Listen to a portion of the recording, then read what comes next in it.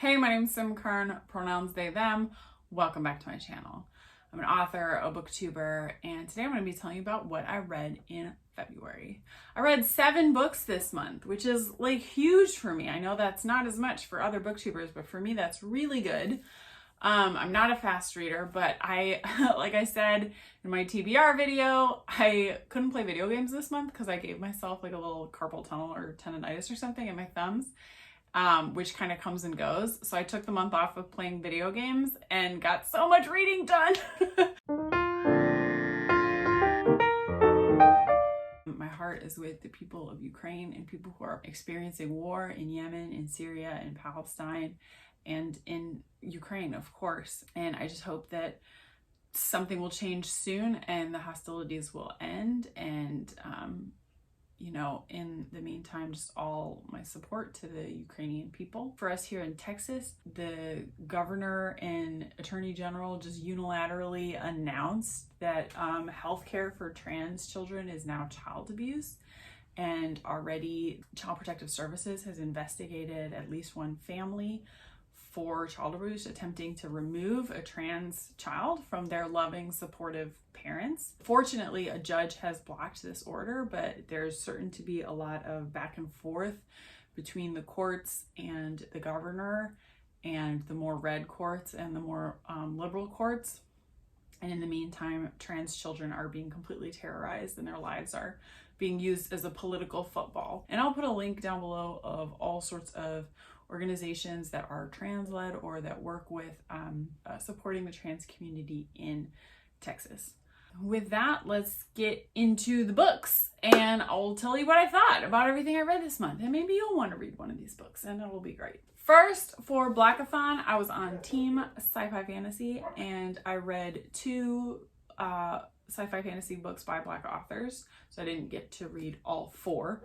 But I did read the group read, which was Escaping Exodus by Nikki Drayden. I loved this book. This was a 5-star read for me. It was so cool. It was such original world building. So basically the premise is that it's far future and humans are living inside the guts of these giant space beasts. The Earth was destroyed, used up, and isn't that lucky when like some arcs of spaceships left Earth to colonize other planets?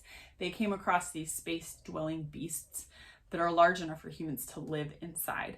The world building of the inside of these beasts is incredibly rich and textured and totally new, just like so original.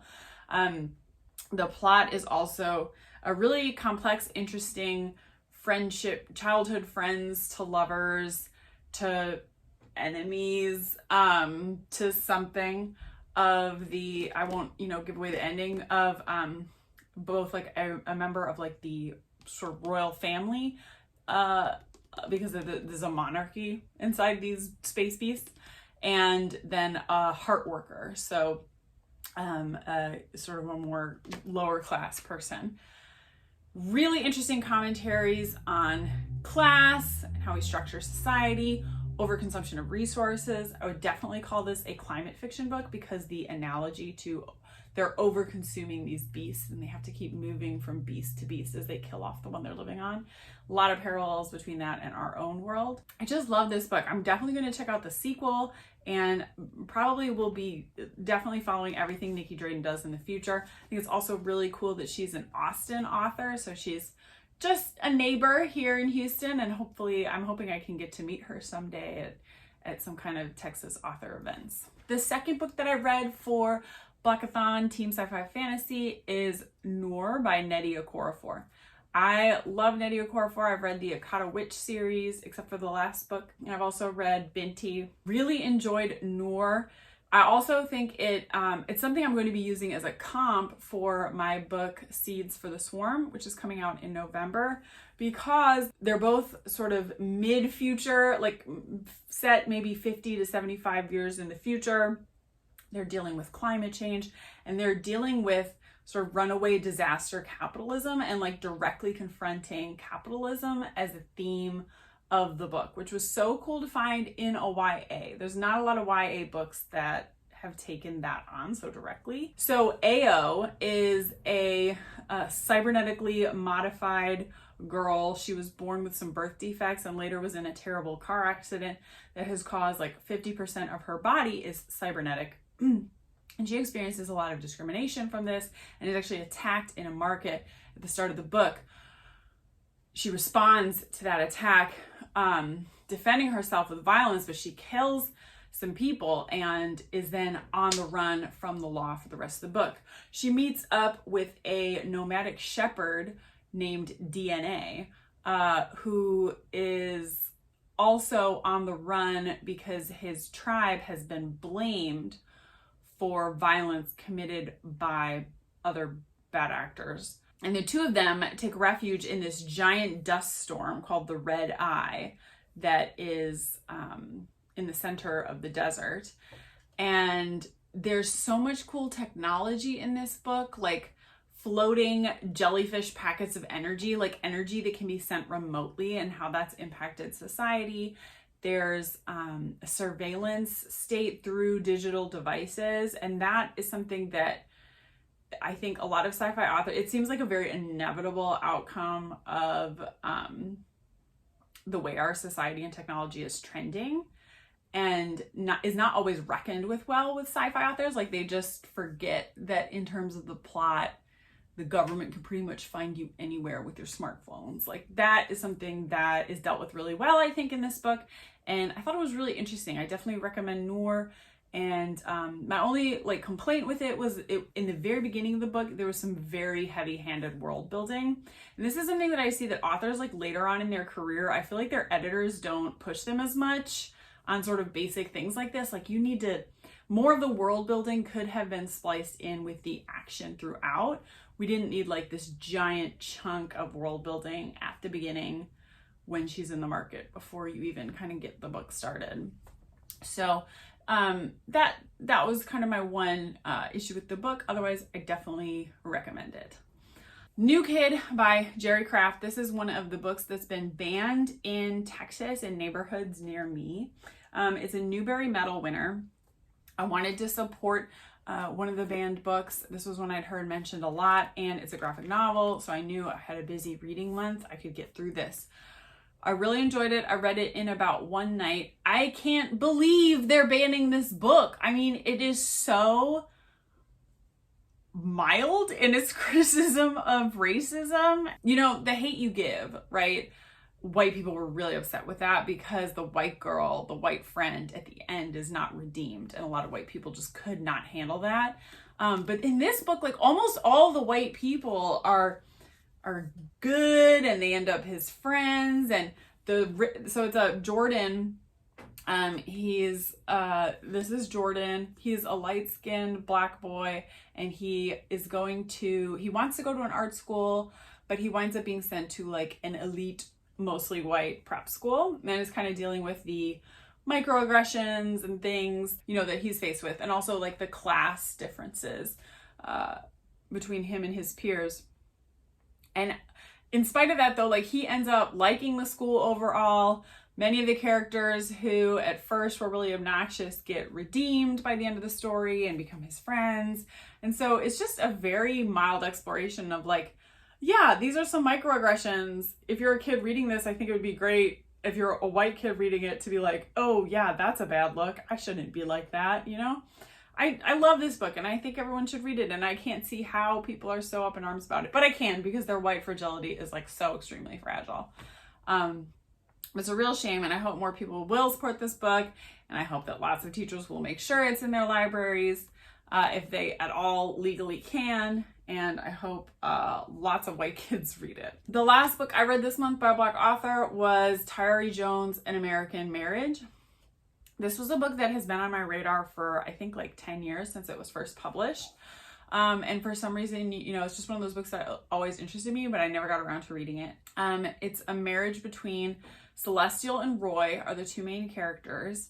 And they are torn apart after 1 year of marriage by Roy being convicted of a crime of raping a white woman, which he did not do. He then spends, I think, 10 years in prison or 5 years in prison. Okay, he's supposed to get like 60 years in prison. The reason I can't remember is because I'm mixing it up with The Sentence, which is also about someone who's incarcerated and then gets let out earlier than they were expected to be. So I get them numbers mixed up. But anyhow, he's let out early. In the meantime, while he was in prison, you get the letters between him and his wife, you get the distance that's growing between them, the impact that it has had on them, and eventually she takes up with somebody else. And when he comes out of prison prematurely, they have to deal with that. And it's like definitely one of those books you like keep reading because you're like, oh my God, what is gonna happen when they all, come together again? It is harrowing book. The letters between them are so heartbreaking. It really helps give me a greater appreciation of the horrible violence that our state does to families through separation, through incarceration. The terrible impact that, racist juries have on Black families. I think it's a really powerful book. I think it's excellently written. There were some things that I felt like generationally and just culturally, the relationship between Celestial and Roy in its good stages, even when they were young and falling in love and stuff, there were some moments for me that were are the straights all right? That you like your relationship like that? Okay.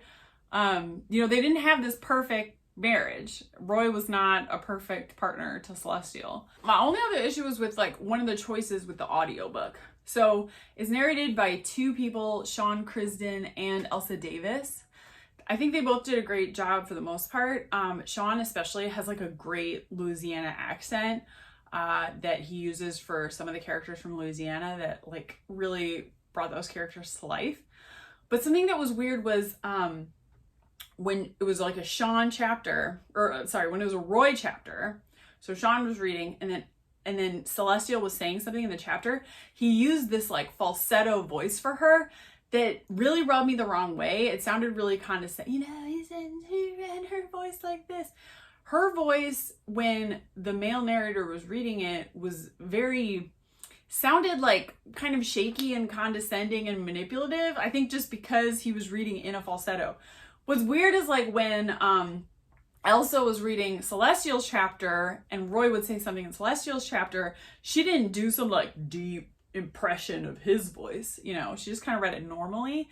So I'm why did all Celestial's lines have to be in a falsetto? If they wanted to do the different voices when the characters were having a dialogue within one of the chapters, they could have brought Elsa in to read her lines. Or they could have just read it more normally and not done the falsetto. I don't know. It was a weird choice and that kind of threw me off. And sometimes there were very long passages of an entire letter being read in this falsetto voice that just kind of took me out of the story. Definitely recommend. Definitely think it's one of those books that every USian should read. The next book that I read was What Happened to You by Bruce Perry and Oprah Winfrey, Dr. Bruce Perry. This was recommended to me by a therapist of one of my family members. This is one of the best books on healing from trauma that I've ever read, and I've read a bunch because it's with a neuroscientist talking to Oprah. So the neuroscientist is giving you all the science and facts, but Oprah's asking these great clarifying questions and making sure that he's communicating in a way that is understandable. And it's a conversation. So it's very readable. Doesn't feel like reading a textbook or anything. The premise of the book, the meaning of the title, What Happened to You, is we need to stop asking people what's wrong with you and ask what happened to you, because the roots of our behavior is usually rooted in childhood trauma. And this is a book about understanding that childhood trauma, how it impacts our brains and our behavior, and how we can heal from it. There were some things in this book that were particularly illuminating. There was an explanation of the neuroscience behind cutting, which is something that I have never really fully understood. I never self-harmed, but I've had, several loved ones who do. And it's I have never been able to wrap my mind around it until this book explained how it's actually chemically addictive. Because he teaches you a lot about disassociation and the chemistry behind what's happening when people disassociate. That disassociation can be triggered by physical pain. So you cut yourself, you're actually getting a surge of oxytocin, powerful brain chemicals become associated with physical harm. And that can be a very difficult pattern to break. It was just such a good read. And if you are someone healing from childhood trauma, or you love someone who has complex PTSD from a traumatic childhood, I definitely recommend this book. What else? Man, I loved everything this month. I have nothing bad to say. So it's all glowing reviews. The next book I read was Waiting for the Night Song by my friend Julie Carrick-Dalton. I feel like at this point we're friends because we were on a panel at AWP together, and like I think that makes you author friends. So I did manage to finish this book in time for our panel at AWP, which was fantastic. And if you're going to AWP, please check out our virtual session on what's it called? Intersectionality and Justice in Contemporary Climate Fiction. I think that's what it's called. Anyways, Waiting for the Night Song. This is a story juxtaposing like two time periods in Katie's life. So Katie, as an adult, is a environmental researcher, and she is discovering that these bark beetles are present in New Hampshire and are going to cause these wildfires, but like the government it's not named Trump, but it's like set in under a Trump-like administration, is trying to block her environmental research. Meanwhile, she's reconnecting with these two people from her past, Daniela and Garrett. So the other story is when Daniela and Garrett and Katie were all adolescents, the three of them witness to a murder. And it was sort of the thing that sort of shattered their adolescence. And it's all taking place around this lake. And that is the thing that is so magical about this book, is Julie can write a sentence about nature that makes you feel like you're like plunging your toes in the muck of the lake. Like the sensory details of this forest and this lake that she loves, and she knows the ecology of them, and she had this beautiful last summer of childhood experience, like the nostalgia of that and the beauty of that. And it's also fragile, and it's being threatened by wildfires and these pine beetles. The nature writing is just so incredible in this book. And that is what I highly recommend it for. It sort of made me like want to cry with jealousy because I live in Houston, which is so ugly and blighted. And just like the ecosystem that used to be here, the coastal prairie, is like one of the most endangered ecosystems on the entire planet. There's like 0.01% of it left. It's all just strip malls and concrete and, transplanted species these days. So being in this like beautiful northeastern woods and lake, it was like, oh my God, I want to live somewhere pretty.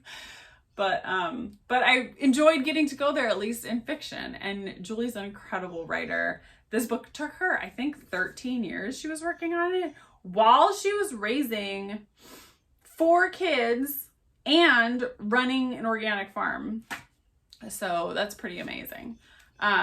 Busy Julie. So anyways, definitely check out this book. It just came out in paperback. So I have the hardcover, but now you can get it in paperback and save a few bucks.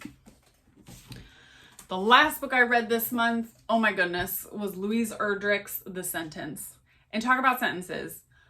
Louise Erdrich can write a sentence. Louise Erdrich writes sentences that make me want to like roll on the floor and scream. And I can't explain that any better. There's one part in the book where and she's funny. There's one part in the book where there's like a sentence. There's literally a sentence that kills someone. And the character of Louise is in the book, but not the main character. But the main character works at the bookshop run by Louise Erdrich, which Louise Erdrich in real life runs a native operated and owned bookstore, if that makes sense. So the main character in the book tells Louise about this sentence that killed somebody, and Louise Erdrich goes, I wish I could write a sentence like that, which I thought was very funny. But also Louise can. I mean, her sentences are incredible. There is a passage here where she writes about holding a baby. And it is like exactly encapsulates the unbelievable experience of holding a baby and what that feels like and how it changes you, and like down to like the details of what the baby's doing and how it's described. It gave me such bad baby fever, which is really something I'm trying to avoid these days. It made me want to hold a baby so bad. I was just looking around like, okay, who of my friends have babies? Who can I go visit who has a baby I can hold? It's incredible. I'm going to stop looking for it because I'm not going to read you the whole paragraph aloud, but you should read this book. It was a delight. It's about a haunting in a bookstore, okay? That the bookstore is being haunted in 2019, and then it turns into 2020, and then all that stuff happens. And it's set in Minneapolis, and it goes through the summer of 2020 following the murder of George Floyd in Minneapolis and everything that came after. It is told from the perspective, like I said earlier, of a woman who was formerly incarcerated named Tookie. She unknowingly moved a body. Well, she moved a body across state lines, thinking she was helping out her friend she was in love with. Turns out the body had drugs concealed inside his armpits, which made what she did a felony, which made her get a hefty sentence for her crimes. But she was released early, so an unintended parallel with American marriage in my reading this month. She gets let out. She ends up marrying the cop who arrested her. Okay. And then that becomes like a thing in this book with the George Floyd protests, the anti-police violence and all of this. There are ways in which it feels like Louise started writing one book, which was about a haunted bookstore, or was maybe about a woman moving a body. And then that gets kind of, the woman moving a body and the crime story, that kind of just falls away once the 2020 stuff picks up. So it makes me feel like she was writing this one book, and then when the pandemic happened and the George Floyd murders happened, she just kind of added those in as she was going and let the book evolve, which I think is really cool. In that way, though, I think like some people may be critical of the book, that all the parts of it don't hang together, that some of the plot points just kind of get dropped and left behind. But like, what's the point of being a famous author if you can't do that? You know, like, you know, Louise Erdrich is famous because her name is the biggest thing on the cover. She's selling the book, right? So she gets to write about whatever she wants to write about. And I kind of like that in a book. I don't know. I like the way things happened. The pandemic happened. She was like, I'm just going to write about this. I'm just going to go with this. And I just did really end up loving it. So I would definitely check out Erdrich's The Sentence. It also felt amazing to read a book about those things, to read a book about everything we went through in 2020. It just was like this validating thing of like, yes, this is real. That really happened to us. Oh my gosh, you know? I found it very healing. Some people might feel like I read this for my book club, my IRL book club, and we were split. About half the people in the club thought like, yes, it was very healing and heartening to read about what we all went through in 2020.